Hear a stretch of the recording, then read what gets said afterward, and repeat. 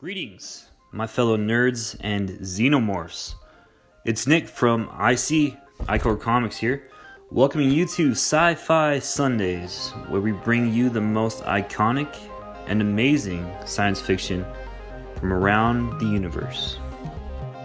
5, 4, 3, 2, 1, 0. All engine running. Liftoff. How's everybody's week going? I know it's crazy out there. Apocalypse is happening. Donald Trump is president. Everybody is losing their minds. When I went to the grocery store, there's no toilet paper, there's no rice, there's no food. People are insane. I don't know what's going on, but for you, my fans, I hope everyone's doing well and everyone's family as well. Please do your best to stay home and keep everything clean. Should already be doing that, but try a little extra harder so we don't pass this thing around, because either way it should be dead here pretty soon, or not die. We'll just grow an immune system. Either way works for me. Next up we have shoutouts, where a new segment I'm going to talk about ongoing projects and foundations and charitable events and whatever's going on in your life, whatever's going on in the big Comic Cons, etc., etc. First off, we have Chris Peranto with the 14th Hour Foundation. For those of you that don't know, 14th Hour Foundation is a charitable organization. They raise money for wounded vets, their families, anyone in need. If they need help paying bills, for example, or paying for a funeral service, etc., they earn money to provide for that family or that wounded warrior. Mission statement is to honor and support in the hour of need, supporting those and their families who have served and sacrificed to protect the American homeland. This one is kind of near and dear to my heart. Obviously, being in the military, you see a lot of people get shot up, wounded, pushed away by their families or their loved ones, and not having any money, or getting out of the military, not having any plan. So 14 Hour Foundation really pushes the envelope in that way that they help out everybody in need, any type of veteran, any branch, it doesn't matter. Chris Peranto was one of the mission advisors, one of the contractors for Libya years ago. He was one of the survivors, one of, I believe, 2 or 3. So lost a lot of loved ones in that whole fiasco where the ambassador was assassinated, etc. You can read about his story on 14th Hour Foundation's website or their Facebook page. Also, you can volunteer in your local area for events or any type of charitable organization that 14th Hour works with. Now, there's a lot going on. They're always posting stuff. Great people, extremely friendly, and they will help you out if you need it. Next up, for the shout-outs, we have the Zoobox Podcast. Join Dan, Sean, and Ryan as they go into moral debauchery in their conversations, attempting to entertain half the time succeeding, half the time failing. But good friends of mine. I love Dan. I used to work with Dan. He's a great guy. We talk about current events, movies, dark humor, websites, politics, half the stuff I won't even touch on because I don't care. But it is very entertaining and a very, very fun podcast. If you get bored, check them out. Subscribe to their channel. They are on YouTube and Facebook as well. Next up for the shout-outs, one more. We have Matthew Crawford with Escape Solutions. Escape is all about empowering people to attain their business dreams by method of self-improvement first. They believe in what they call the wellness triangle, which would be vision, culture, and self. When one is improved, the others improve. By being a better you, you can succeed in all aspects of your life. Escape has a lot of different options. Be sure to check them out. Send a message to Matthew Crawford on Facebook or go to the Escape, that's XCAP Solutions page on Facebook. And send a message and they'll give you more info. Today on the podcast, we have a very special episode. I'll be talking about one of my favorite science fiction movies of all time, and that is Moon. Moon is directed by Duncan Jones and stars mainly Sam Rockwell as the character Sam Bell. Sam Bell is an accomplished astronaut who works for Lunar Industries. It's an engrossing science fiction movie. If you haven't seen it, I highly recommend it. Moving on with the synopsis, Moon opens up with Sam Bell doing various tasks on the moon. Obviously, if you couldn't tell by the title, he's working on the moon. Sam Bell is a single-man crew, meaning he's up there by himself.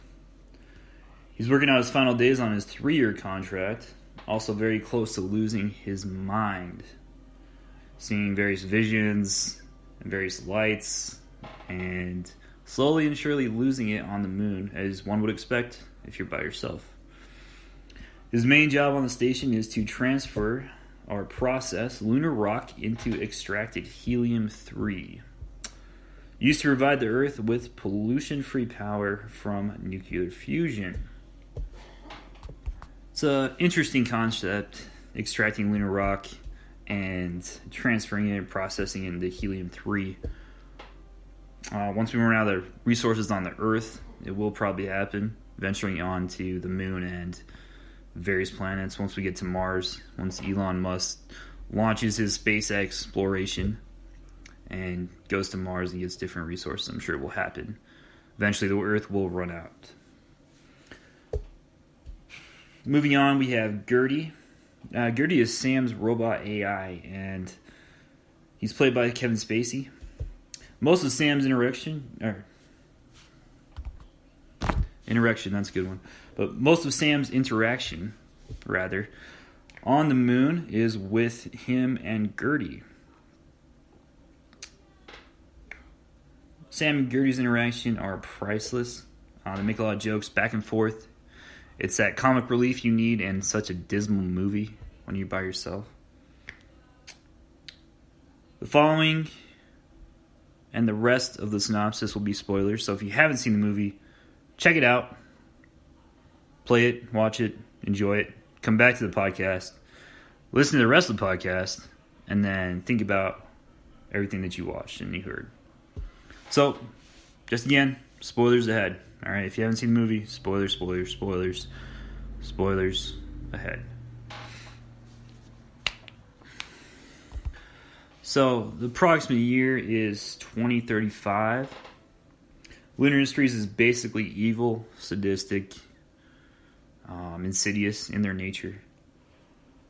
Instead of training more astronauts and sending one every 3 years, as their pitch, would be a 3-year contract, one astronaut goes up, the next 3 years, another astronaut goes up, relieving said astronaut, he goes back to Earth, etc., etc. So instead of this, the reality is that they clone Sam, and it's the same astronaut, with their cloning unit on the moon. So contrary to that, what I said earlier, the 3-year contract or the 3-year shift, in reality, the 3 years is the lifespan of each clone. So the current Sam has 3 years to live. He's at the end of his rope. Also, we never meet the original Sam. So they don't really explain this on the nail, but it's approximately the 5th Sam clone, but for the purpose of this podcast, I will call him Sam number 1. So Sam number 1's about to die. After the mission, the clones are told they will be sent back to Earth in hibernation. Instead, they are simply incinerated. with the new Sam being instated by Gertie. So Gertie was essentially running the show. One clone dies, Gertie goes and activates another clone. So approximately, like I said earlier, the cycle has been going on about 15 years. The Sam we initially meet is presumed dead, and Sam number 2 is awakened by Gertie. Typically, clones are told they have been in an accident, something to give them amnesia, so they don't remember, they don't think for themselves. They wake up like, oh, I was in an accident, okay, now I can continue to work, essentially. Then they're briefed on their 3-year mission that has begun. So essentially when they're activated, hey, you have about 3 years left to work. You know, you just got in an accident, this is what happened. Here you go. Sam number 2 is told all of this. Later on, Sam number 1 and 2 meet face to face, which is Sam Rockwell on Sam Rockwell, which is pretty funny. It's another comic relief moment. Watching Sam Rockwell interact with himself is pretty outstanding. If you don't know who Sam Rockwell is, he's Hammer Tech, that individual. I think it's Johnny. I forgot his first name. But anyway, the guy that's Hammer Tech in Iron Man 2. Sam Rockwell is also in Seven Psychopaths. If you haven't seen it, that's a pretty good one. He's been in a lot of different movies, usually a side actor. So Sam number 1's falling apart because his 3-year lifespan is coming to a close. All Sams are being lied to about communication with Earth. So they go through various parts of the movie where they try to communicate with Earth and try to send videos and, you know, whatnot to their family, which every Sam has the same family, essentially. And nothing's going through, and they're wondering why. So Sam number 1 and 2 work together to find out why. Upon confronting Gertie, so Gertie, the AI, they go and say, hey, Gertie, what's going on? He shows Sam 1 and 2, with a little bit of talking, shows them video of the Sam clothes getting incinerated and the truth about the hibernation chambers. So both the Sams go and see the chamber with all the racks of sleeping clones in there. Sam number 2 wants Sam number 1 to escape to Earth using the pod, so an escape pod, which they have in the station. Sam number 1 is far too close to dying, so he says, hey, you've got 3 years to live. I've got, a week or so. Let's have you take the escape pod back to Earth. So Gertie prepares. So essentially, Sam 2 goes. Gertie prepares Sam 3 as Sam 2 escapes. Sam 1 stays alive long enough to see the escape pod leave and go back to Earth. When 2 gets to Earth, Sam number 2, he exposes the entire operation. He tells everyone what's going on with Lunar Industries, what's happening, who's dying. Essentially that he was cloned, and the original Sam Bell astronaut was cloned, and they've just been killing off clones constantly on the moon. And the whole diabolical operation which they have.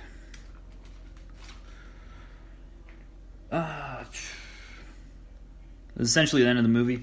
And in conclusion, Moon is a slower-paced movie. If you don't like slower science fiction, you probably won't enjoy Moon. But it will also give you... It'll also give you very good suspense and immerse you in essentially the same type of theme that Alien had, with your helplessness and your lack of space and the void and you're all alone. But it's more of that last third part of Alien, where she's alone and she's just fighting to survive. Essentially kind of what's happening in Moon. A little more diabolical, not physical fear, it's more mental. So it makes you wonder how evil companies will get, how diabolical they can get or become, how little they can give to human life. Also, the moral quandary is if cloning is right, or is it justified, or is it morally correct? All those theories. Shows how detrimental an operation can be. Like I said before, Moon is a great science fiction experience. Definitely one for the books. Came out in 2009, so it is a little dated, but it's still pretty good. The visuals are pretty good. You can tell some of it is CGI'd, but everything's CGI now, so nothing is reality. But yeah, really, really good science fiction movie. Well, definitely one of the best from the early 2000s. Great cinematography. Great acting from Sam Rockwell. Essentially, he was the only one in it because Kevin Spacey was voice the whole time. So, voice acting, and Sam Rockwell just talking to himself. Sounds extremely boring when you say it like that, but it's extremely intriguing as well.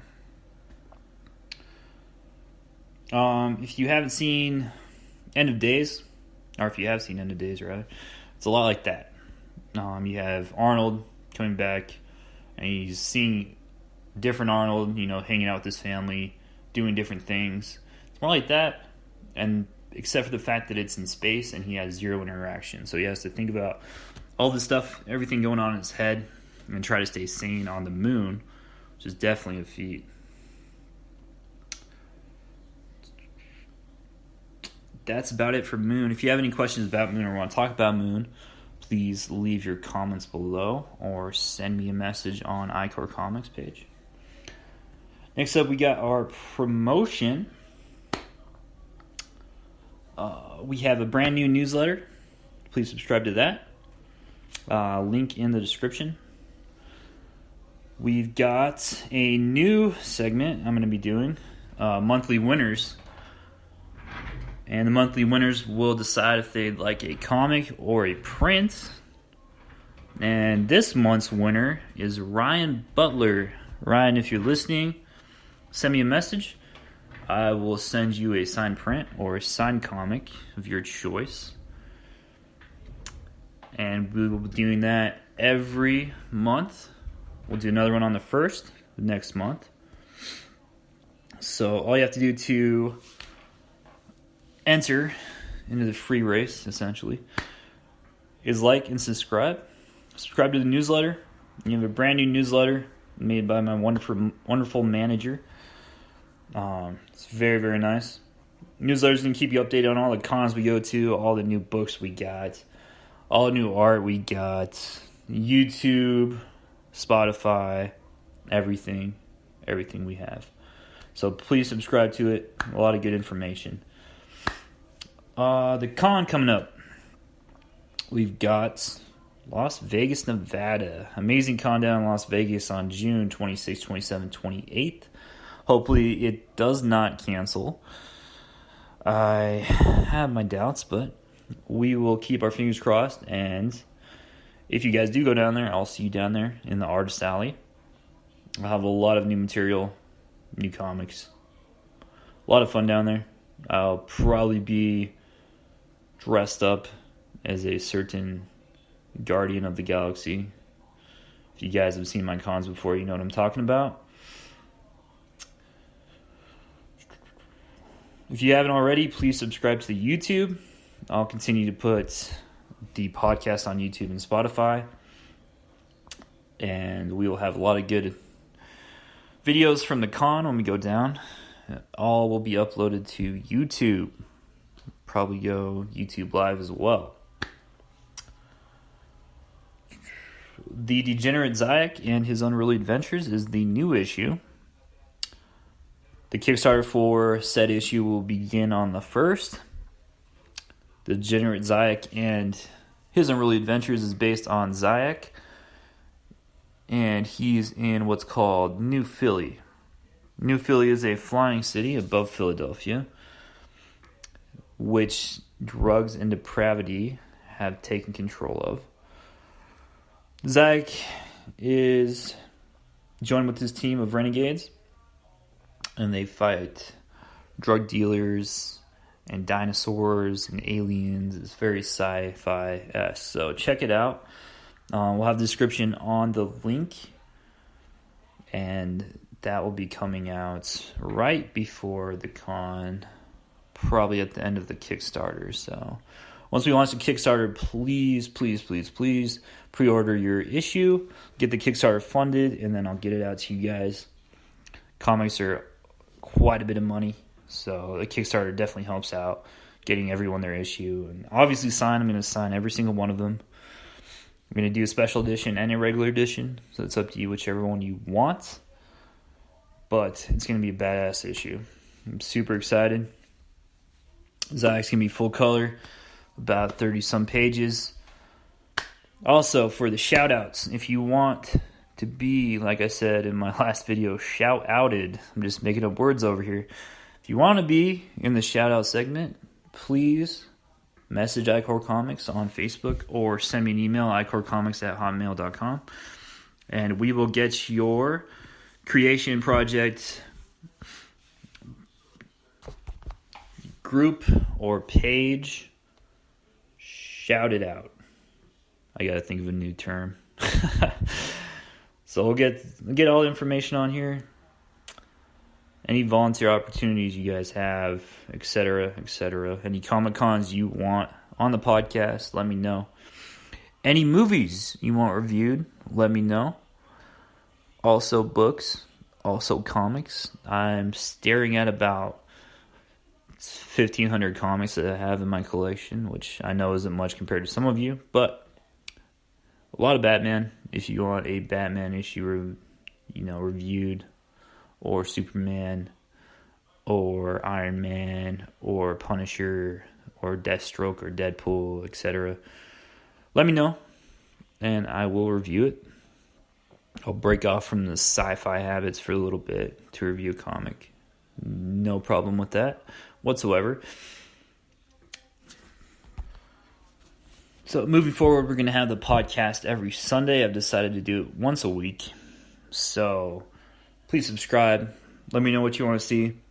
Any content, hopefully sci-fi related.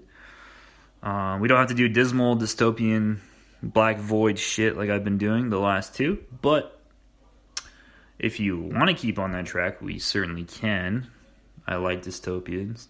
Dystopian futures are very, very fun. That's sarcasm. You can't tell. Also in the comments, I want to hear what you guys think is the best clone story. What's your favorite clone story? What's your favorite clone movie that you've seen? How'd you like it? Also, Moon. How'd you guys like it? What'd you guys think? Let me know in the comments or message us. And with that concludes this episode of Sci-Fi Sunday. Hope everybody stays clean out there. Please keep your family safe from all the crazies that are stocking up on toilet paper and making castles out of toilet paper and rice and, running around and coughing on people. And we don't need that in our lives. That's why God put the epidemic out there and kind of thin the herd and get rid of all the crazies. But I'm not going to get too religious on this podcast. But thanks for tuning in to this episode. We'll see you guys next Sunday. Stay frosty out there. A great change is at hand, and our task, our obligation, is to make that revolution, that change, peaceful and constructive for all. Those who do nothing are inviting shame as well as violence. Those who act boldly are recognizing right as well as reality.